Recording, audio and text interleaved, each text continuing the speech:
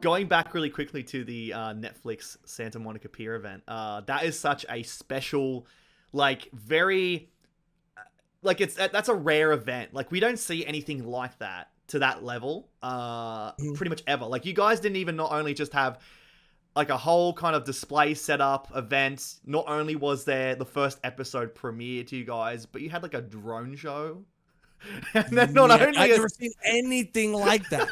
Anything. Yeah, not only that, but to even have the creator himself, Ichiro Oda, in attendance there amongst everybody secretively is such a special. It shows how special that experience was.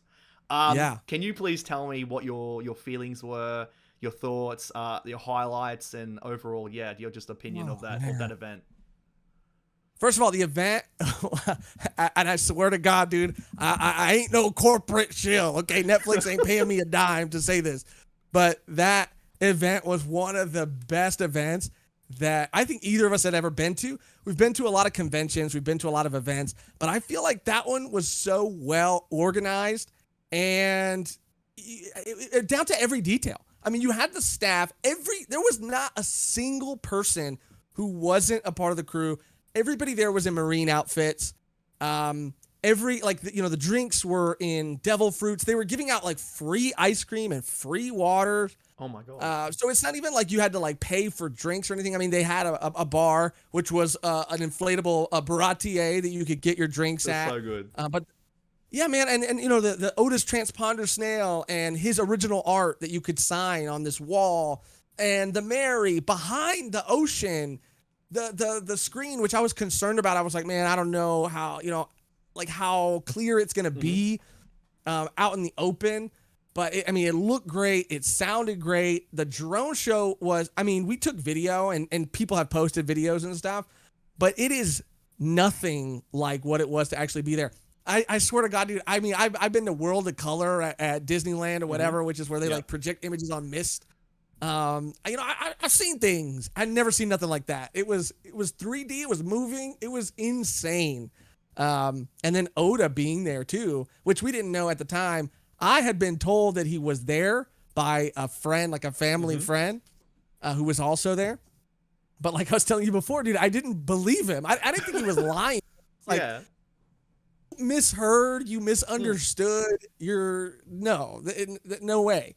And then when it came out that he was there, it's so crazy too, because like I know exactly where he was standing, and he wasn't that far from us. We had people in our community who were there with us, and actually, it's even on the Netflix, like the official Netflix page. They have like a video, and we're in it, like reacting to the episode. But like, we were so close, and even though I didn't know he was right there, just knowing that I was in that close of proximity to Oda Sensei, even though I didn't know, is one of the most special things ever. Like it's just so crazy, dude. Yeah. Maybe hopefully I subconsciously maybe I absorbed a little bit. His energy, he was just standing there and he was just like emitting. You're like, you're sitting there in the audience, and then you felt this this smile, like you're gonna laugh, like you just this joy that just emanated from you. Yeah. Yeah, it was like I was like, yeah. I was like Zunisha when Joy Boy returned. He's here. Like, oh my God. He's here. He's here. I felt it, dude. I felt it. Let me get a little bit of it, dude. Let me have a little bit. He was at the plenty to spare. He was at the Baratier because it was cleared now. Everyone was there watching the show, and he was like, now it's free. Yeah. Oh man. Yeah. Did they have any like specialty like cocktails and stuff at there? Or was it a standard They drink? did. Oh. They did. I don't remember. I'm a sober guy. Okay. But Megan, I think she almost got something. Like I said, there was free water and there was free ice cream, but obviously the drinks are going to be a little pricier, dude. Oh, so yeah. I don't think. I'm not a sober guy, so this sounds great. And also, I love the idea of in the future coming up with like, I want to do a video idea with my fiance because we love making cocktails. As like, I want to make One Piece themed cocktails. Ooh. So I love the idea of if they did have any, I'd love to see what they kind of did or like what the I have the photo right here because I took a picture of the drinks of the actual cocktail. So they had two specialty cocktails. One was the Gum Gum specialty cocktail, and it had Bacardi rum, Simply Mixology Strawberry Guava Mojito, Sprite with a splash of blue curacao and grenadine. Oh, nice. And then they had the Chop Chop cocktail, which was Dulce Vida Tequila, Simply Mixology, Lime Margarita, Cranberry Mango Juice, and a splash of grenadine. Those were the drinks. I love that you had that because now I'm gonna go. Now I'm gonna clip that and I'm gonna go and make one. That sounds great, honestly. Yeah. But it just shows how much they just like, and that's the next level amount of detail just to make you immersed and have a great time. Like they themed everything around it, so I'm so happy that you got to experience that. How far away was that event from you guys? It was probably about like a 45-minute drive, so not too far. Oh my god, that is so lucky. That is such a luck. Yeah, like I can't. And they did the event like it was like a little tour kind of thing that they went on. You know, I don't know if they did all the same things at every place, but we were Santa Monica was the first place on that list. Wow. But the kind of trade-off, and I was joking about this because I found out that at the one in, I think it was Spain. I don't know exactly where it was, but one of the other ones that they did, it was later, so they gave them 2 episodes. They got to see 2 episodes, and our tour went to that one. And I was just messing around, and I was like, you know what, our tour, dude, you can have your 2 episodes because we got Oda. You know what I mean? Yeah. That's a fair trade-off right there. I mean, I think that I would much rather have one over the other. Yeah. But they did one in like Mexico too, I think. I mean, they did them all over, but we were the first ones to see it. Did they do one in was it in Paris too, or was that just like a meetup? Like I think Paris did one that was really crazy. I don't know. I know there were like 4 or 5 maybe of them, but yeah, we were just so lucky that there was one in our area. Yeah, that's truly special. And like I said, to have it that close by to where it's like not even just that's the kind of event you want to drop everything no matter what and kind of fly to get to however you can. But the fact that you guys we'll just fly out there, it's like, oh my god, that's even better. That's amazing. Yeah. They released, I don't know, it seems like it was pretty recently, they released some quotes from producers saying that they could have the season going the next season after the strikes in about a year. Yeah. Which is exciting, but does feel fast. Like I definitely want them to take their time with it. But I was wondering if you guys talked about, or if you've given your thoughts on how fast season 2 could potentially be coming and what you think about where season 2 will go. I know everybody's talking about Robin, obviously, and Chopper. Like I know what our thoughts are about it, but I'm curious to know your thoughts about what do you think now that you've seen one full season of the show they're going to do with Chopper especially? Yeah, that has been the big question. Mainly what we were talking about was and this is the big topic of a video I just posted up. And it was whether they're going to bring in more high profile names into the show because of the success it had. And then also we're talking about, season 1, people jumped on because of the hype of season 1. And then season 2, there's going to be hype from season 1 transitioning, but also to maybe potentially get newer viewers in. And if they'll send any sort of high profile actors, it may get a casual to go, oh my god, this actor's playing this, or this actor's in this show. Maybe I want to go and check it out. And the big 2-1 that we mentioned was Jamie Lee Curtis in there, because she's expressed that she wants to play I get the name wrong. Is it Korea? Korea. Yeah. She's like, every interview, she's like, I want to be this character. Yeah. I want to be this. So I'm like, that is a surefire must. That's a surefire must. But another one too was, have you seen Peaky Blinders at all? I know I've seen the posters, but I haven't seen the show. Okay. But I can look up a character. Let me see. Yeah. There's I'm trying to think of the actor's name. Oh, it's escaping me. There's it's on the thumbnail of my video on the channel, but there's a mobster character in the show. Do you know what his name is in the show? It's such a weird name. It's like Changreta. Something Changreta. If you I didn't know how to spell that. But it's like but it's like a mobster dude in the show. Changreta. Yeah, if you tell me the actor's name, I'll confirm it. Is it Luca? Luca Changreta. Yep, that's it. Luca Changreta. Okay. That was Jay's suggestion for Crocodile. And he's like a mobstery kind of guy. Okay. Yeah. This is Adrian Brody. That's it. Yeah. Oh, I saw the name on the show. I was like, oh, Adrian Brody. I know him. That was Jay's suggestion because he loves Peaky Blinders, and I'm watching it too. And that was his suggestion for like someone like Crocodile. Just like that's who he can see as him. He's like a mobster kind of guy, sleazy, has like a big personality, very menacing. And I was like, yeah, I totally see that. That'd be really cool. But that's the conversation we're having about potentially the move to make would be maybe to bring in a bigger high profile actor to go and fill in a part for that sort of intrigue and that excitement.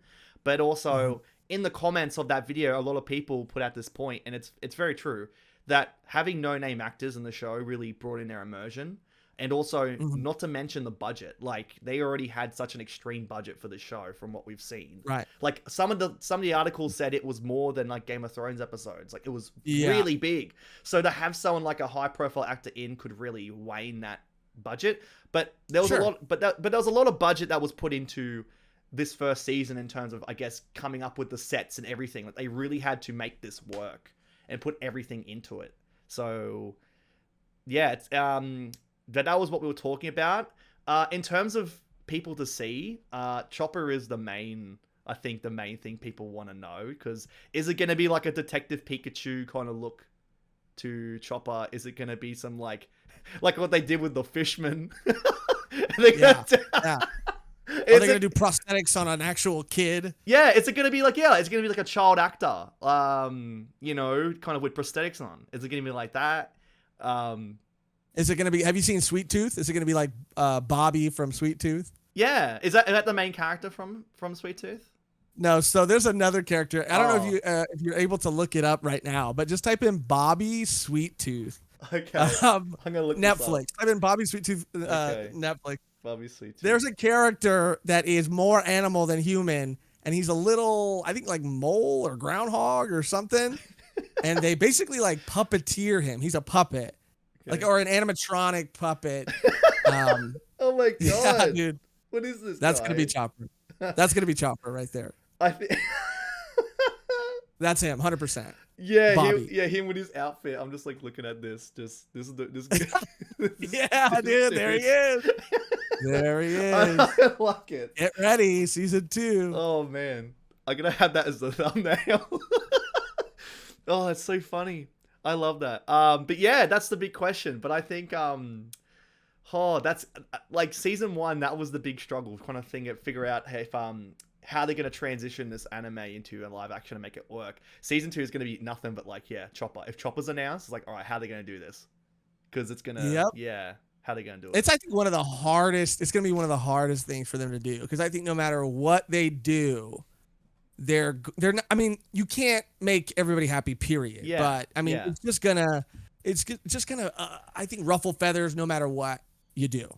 But I just can't imagine that they would put a kid in like prosthetics. But they might. And I trust I trust Matt for sure, and I trust if it's the same creative team, they seem like they know what they were doing. So I'll give them the benefit of the doubt and just trust that they'll do something cool.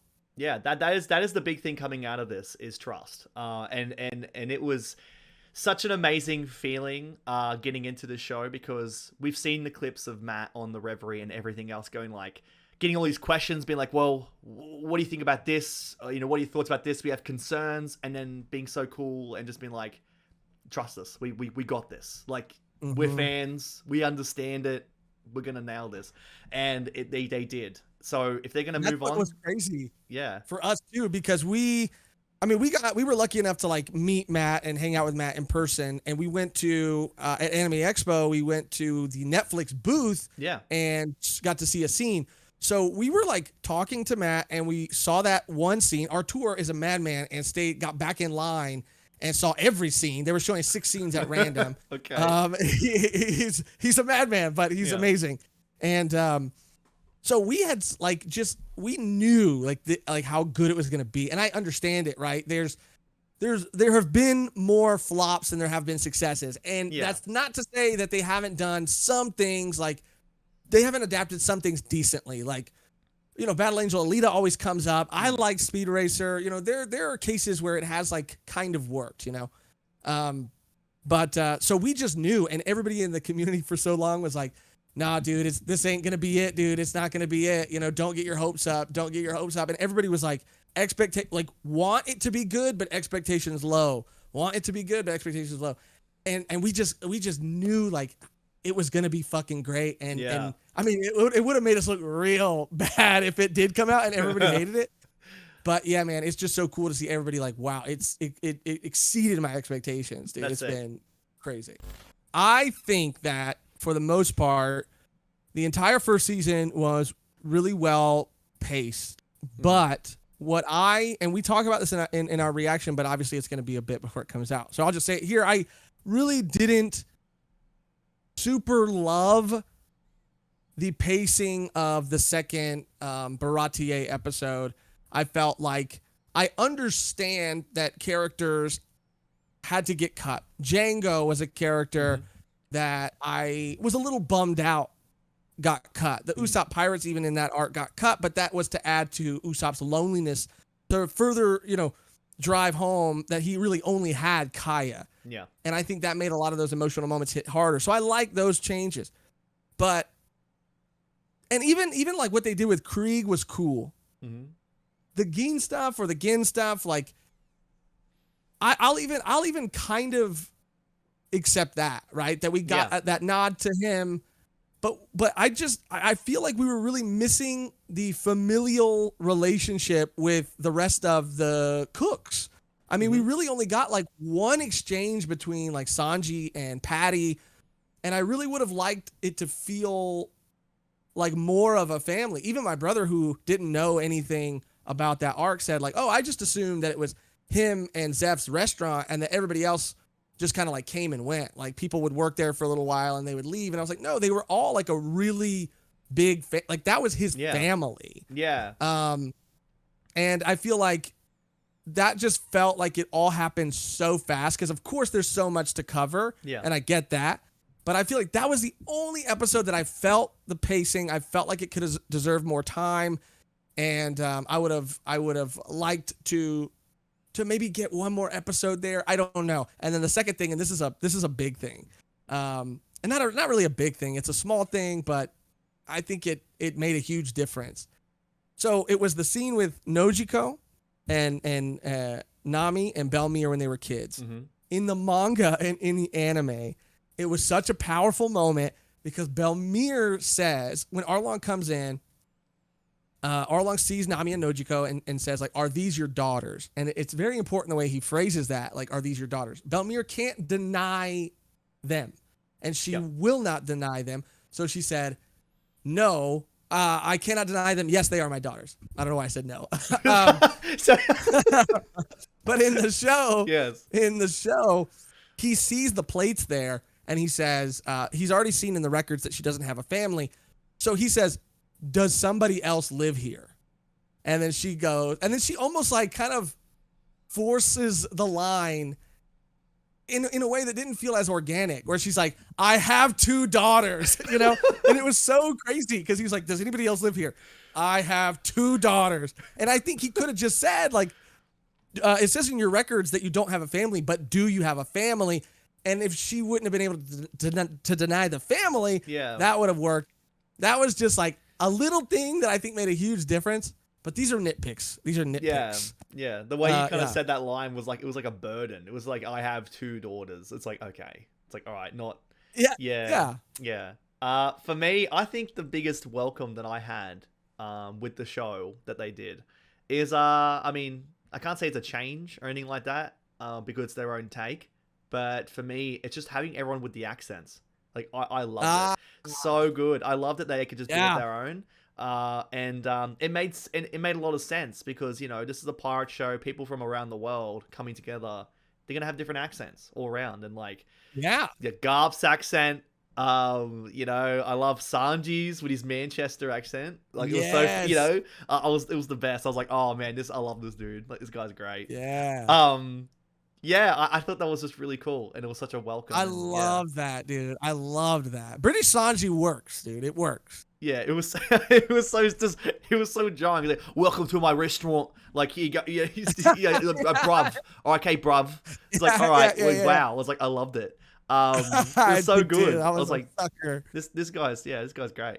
Um, and I will say that Arlong really grew on me. He really did. Yeah, yeah, yeah, From yeah. the trailers, from a little bit what we saw, I was like, okay, I'm not too sure, because you only seen glimpses of it and lines, but then seeing him come in with the soundtrack, you know, this guy's in here. I was like, this is great. I was like, I really am really all for this version of Arlong. I thought it was great. Yeah, yeah, it's been so funny too, just seeing like I don't know all the TikToks and everybody, everybody just like playing Arlong's soundtrack. Yeah, as you walk in, what? So, yeah, yeah, it's so funny. Oh, You're gonna send me man. some of those. I'm gonna watch that. That's funny. I'll try to find some of them. They're so funny, dude. Okay. Oh man. But I see even some people in the chat, and I totally agree with these points too. Like, I think that even in that same Belmere moment that I was talking about, like, I really did like those two episodes a lot. But I really do feel like Belmere wasn't as badass. I mean, she's an ex-Marine. Mhm. That was established even in the live action. Like, she just didn't. She got like Arlong punked her hard. Like, and it just felt like that very important moment wasn't it's hard to say out loud, but it wasn't handled the best it could have been.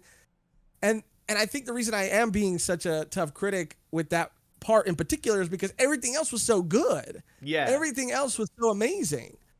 But yeah, I felt like it would have been nice to see her stand her ground a little bit more, and for her to deliver the line in a way more similar to the manga, to the anime. Yeah, okay. I will say that for me it was quite a little bit jarring to hear I guess the lines being said word for word from the panels. Like, I mean, it's like the thing is that's the trouble, right? Is that you want to adapt something one to one, like word for word, panel for panel, and because of the way that it flows when you read, it's not going to come off that way when you're watching it. Like, you know, when you Right, like we're having right. a conversation, it's the way it sounds and flows. But when you're reading it word for word, it does kind of sound a little bit jarring at times. And I think I felt that the most in like Zoro's backstory, where it's like, Yeah. you know, just the dialogue backwards and forwards kind of, I don't know, sound a little bit the most there. But also I think it was quite jarring for me to see just Zoro in the first episode be like, you know, I don't care about this dude. This guy's not that great. I'm not gonna join his crew. Yada yada. Be that, and all of a sudden, like in episode 2, when he's like hung up in like Buggy's place, to be like, you know, I gotta save Luffy because he's my friend, or like some random really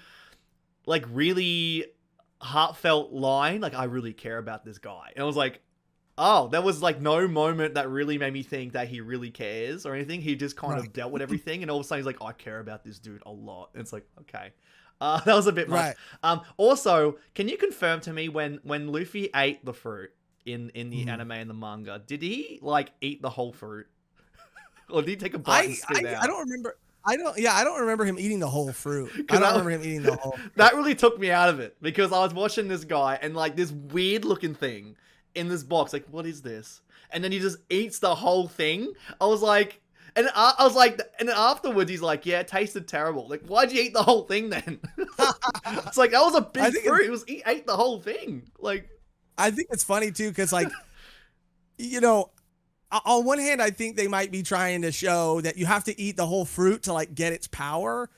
But at the same time, like, what happens if you don't? It'd be funny to not finish a fruit, and then you only have like, you can only stretch like, you know, you can't fully stretch. You can only stretch like half the amount you would normally be able to, because you only ate half the fruit. Yeah. Okay. Yeah, I don't remember him eating the whole thing like that. It did. I mean, it did look gross, but I would eat it. I would eat it. I would eat it. I would eat it. What? It looked good. It looked kind of good. It looked bad, but like kind of You good. said it looked gross. No, it did look gross. But I'm somebody who eats 7-Eleven food. That also looks gross. But I eat that too. Okay. So I'd eat it.